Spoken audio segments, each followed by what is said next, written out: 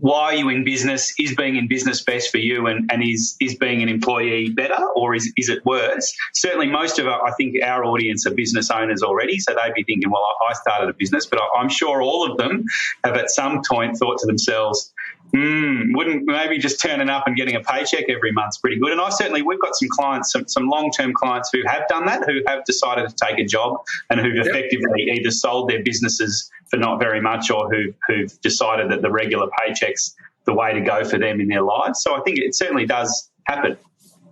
Yeah, but I still look at it, and I suppose this is always the interesting thing, because I've had a couple of discussions today that people go, just dealing with the staff issues and the compliance issues and all of these things, and it all falls on me as a business owner. And the question is, I know as much as you hate that, and it does, it drives you mad sometimes on certain things, but it's the other side of the equation.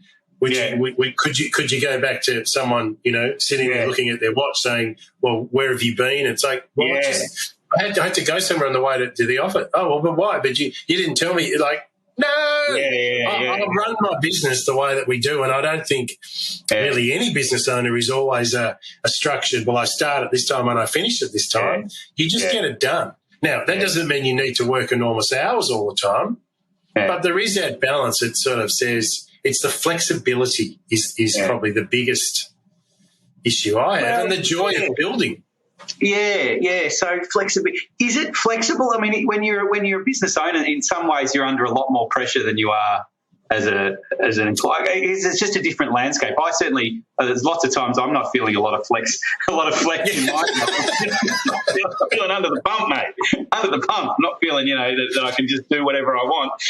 But it might just be a grass is always greener sort of thing that people, whatever it is, you forget about you might forget how difficult it is to be supervised by your boss or whatever.